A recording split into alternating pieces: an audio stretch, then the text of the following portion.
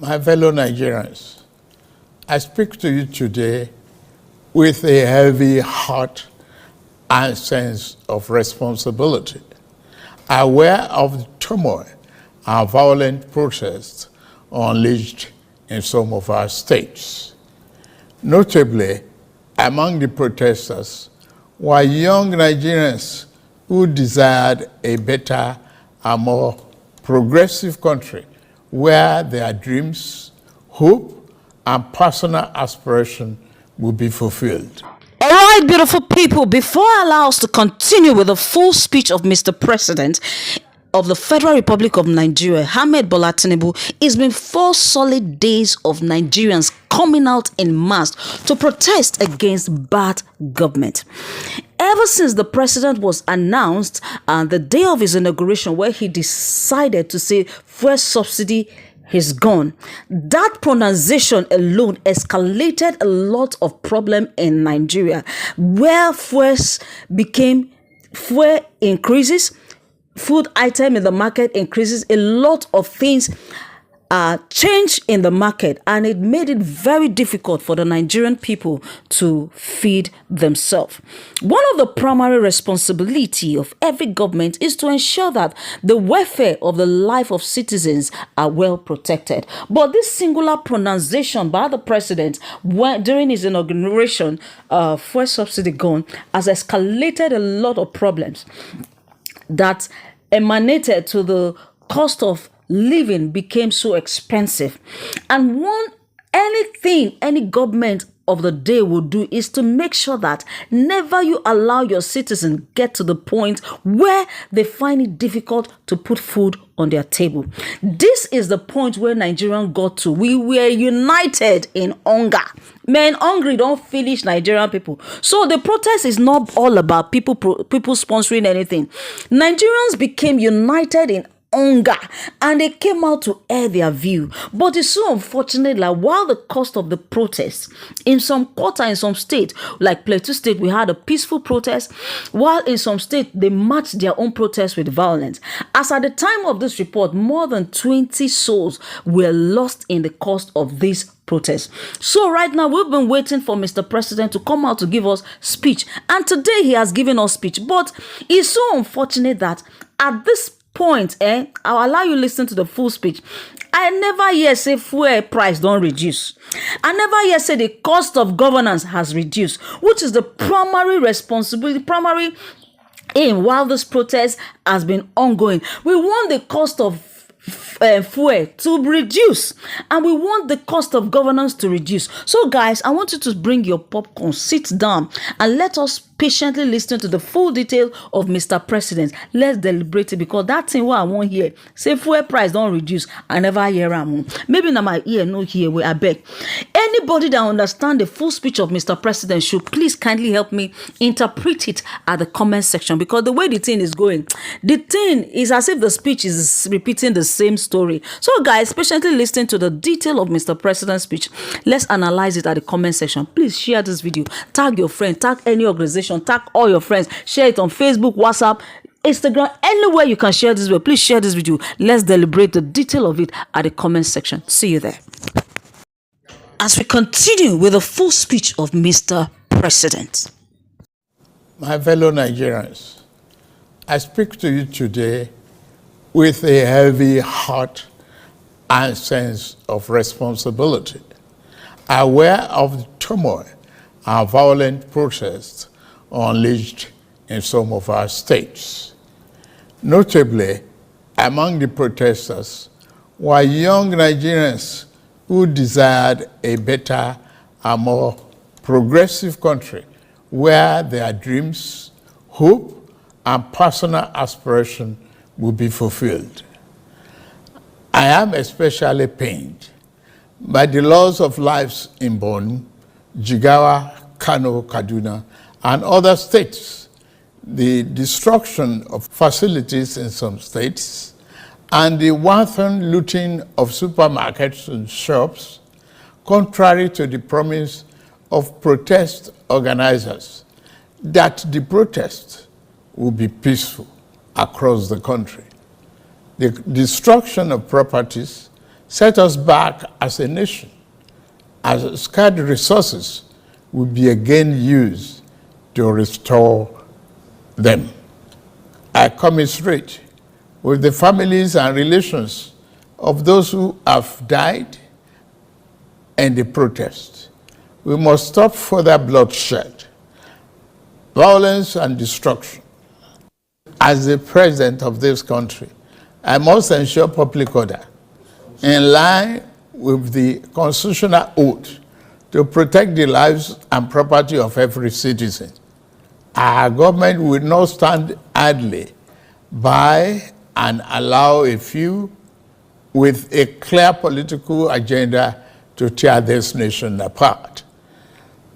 Under the circumstances, I hereby enjoin protesters and the organizers to suspend any further protest and create room for dialogue, which I have always acceded to at the slightest opportunity.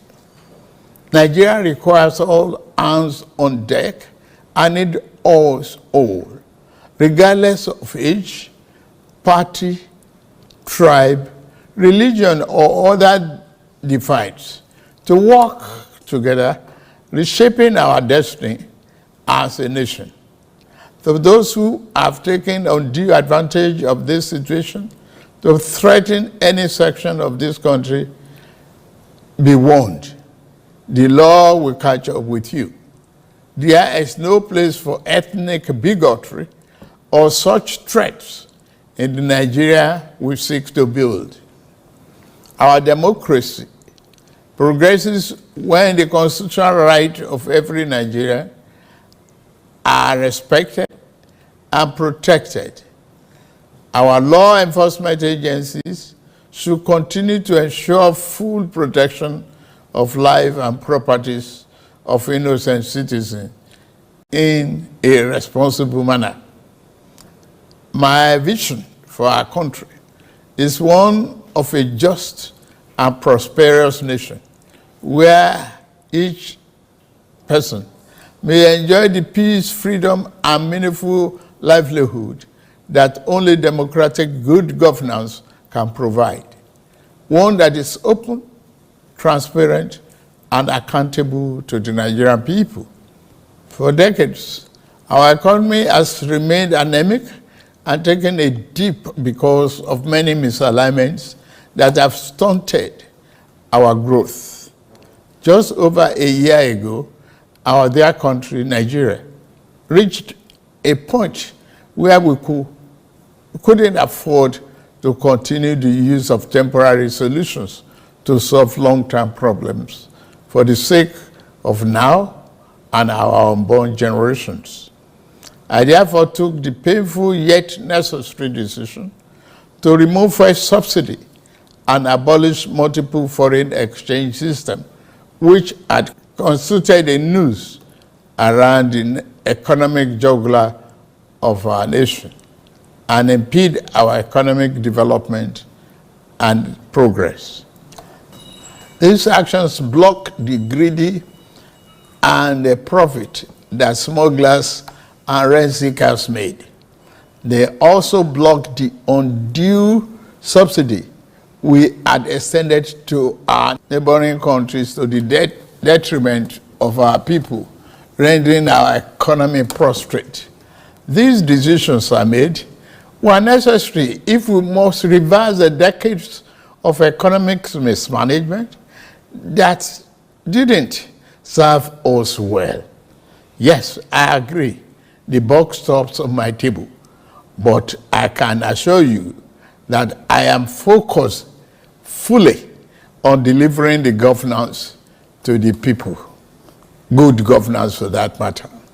In the past 14 months, our government has made significant strides in rebuilding the foundation of our economy to carry us into a future of plenty and abundance. On the physical side, aggregate government revenue has more than doubled, hitting over 9.1 trillion naira in the first half of 2024, compared to the first half of 2023 due to our efforts at blocking leakages, introducing automation, and mobilizing funds creatively without additional burden on the people. Productivity is gradually increasing in the non-oil sector, reaching new levels and taking advantage of the opportunities in our current economic ambience. My dear brothers and sisters, we have come this far, coming from a place where our country spent 97% of all our revenue on debt service. We have been able to reduce that to 68% in the last 13 months. We have also cleared legitimate outstanding foreign exchange obligations of about $5 billion without any adverse impact on our programs. This has given us more financial freedom and room to spend more money on you, our citizens, to fund essential social services like education and healthcare. It has also led to our state and local government receiving highest allocation ever in our country's history from the Federation account. We have also embarked on major infrastructure projects across the country.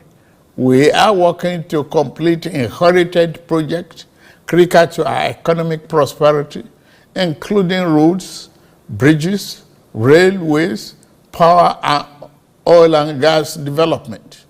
Notably, the Lagos-Calabar Coastal Highway and Sokoto-Badagry Highway projects will open up 16 connecting states, creating thousands of jobs and boosting economic output through trade, tourism, and cultural integration. Our once declining oil and gas industry is experiencing a resurgence on the back of the reforms I announced in May 2024 to address the gaps in the Petroleum Industry Act. Last month, we increased our oil production to 1.61 million barrels per day, and our gas assets are receiving the attention they deserve. Investors are coming back, and we have already seen 2 foreign direct investments signed over $500 million since then. Fellow Nigerians, we are a country blessed with both oil and gas resources, but we met a country that had been dependent solely on oil-based petrol, neglecting its gas resources to power the economy. We were also using our hard-earned foreign exchange to pay for and subsidize the use. To address this, we immediately launched our compressed natural gas initiative, CNG, to power our transportation economy and bring us down. This will save over 2 trillion naira a month being used to import PMS and AGO and free up our resources for more investment in healthcare and education. To this end, we'll be distributing 1 million kits of extremely low or no cost to commercial vehicles that transport people and goods and who currently consume 80% of imported PMS and AGO. We have started the distribution of conversion kits and setting up of conversion centers across the country in conjunction with the private sector. We believe that this CNG initiative will reduce transportation costs by approximately 60% and help to curb inflation. Our administration has shown its commitment to the youth by setting up the student loan scheme. To date, 45.6 billion has already been processed for payment to students and their respective institutions. I encourage more of our vibrant youth population to take advantage of this opportunity. We established the Consumer Credit Corporation with over 200 billion to help Nigerians to acquire essential products without the need for immediate cash payment, making life easier for millions of households. This will consequently reduce corruption and eliminate cash and opaque transactions. This week, I ordered the release of an additional 50 billion naira, each for NEL Fund, the student loan, and credit corporation for the proceeds of crime recovered by the EFCC. Additionally, we have secured $620 million under the Digital and Creative Enterprises, IDICE, a program to empower our young people, creating millions of IT and technical jobs that will make them globally competitive.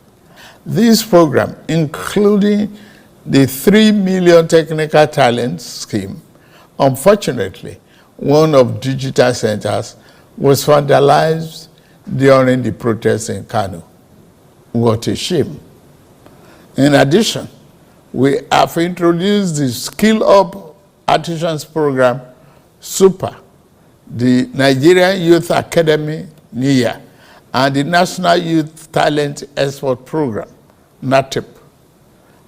Also, more than 570 billion has been released to the 36 states to expand livelihood support to their citizens, while 600,000 nano businesses have benefited from our nano grants.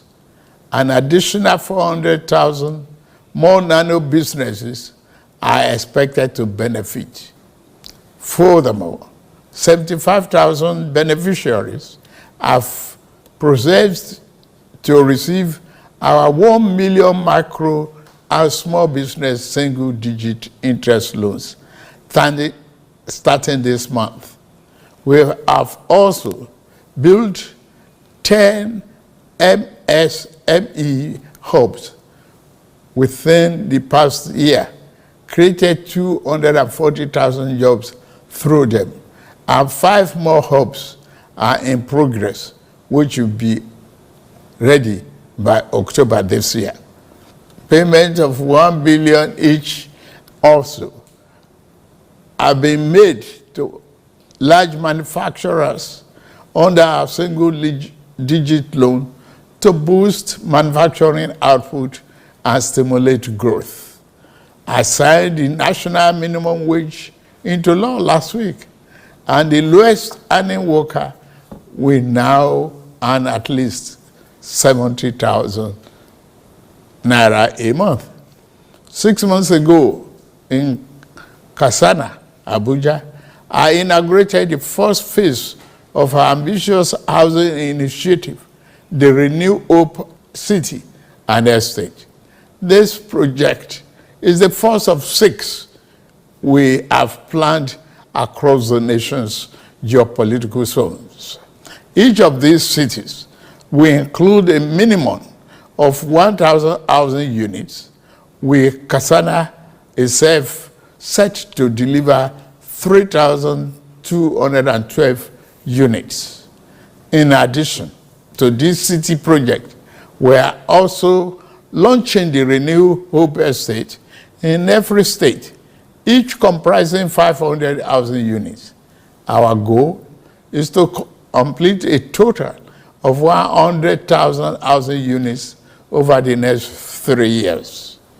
This initiative is not only about providing homes, but also about creating thousands of jobs across the nation, as well as stimulating economic growth.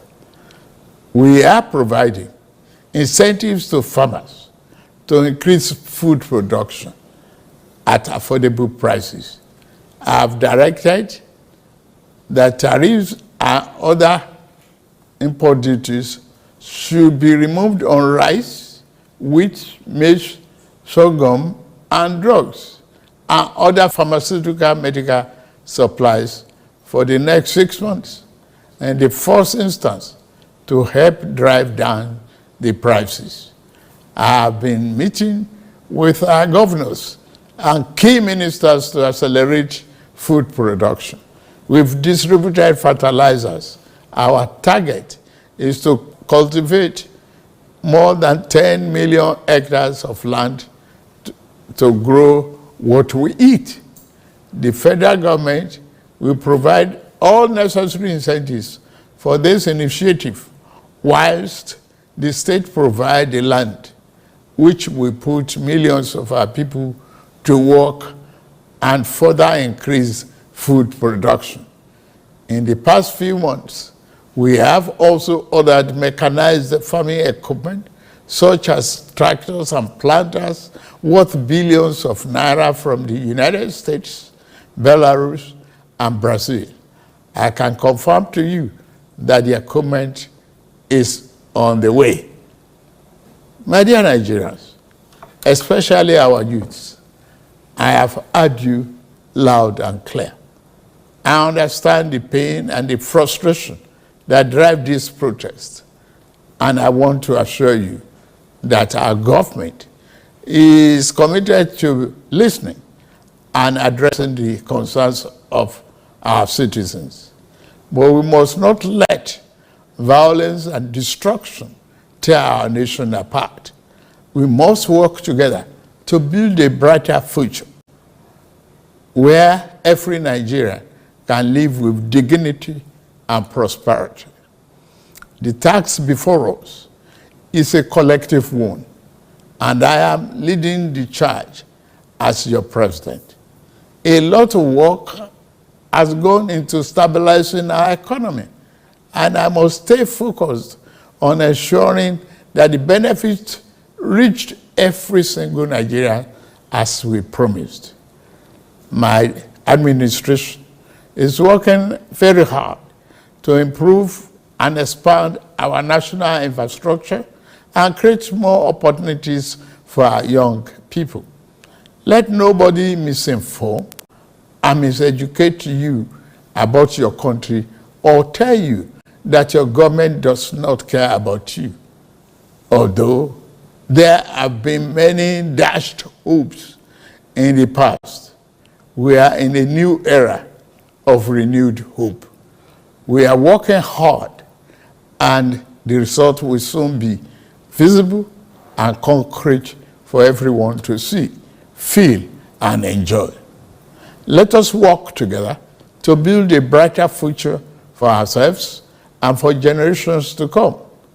Let's choose hope over fear, unity over division, and progress over stagnation.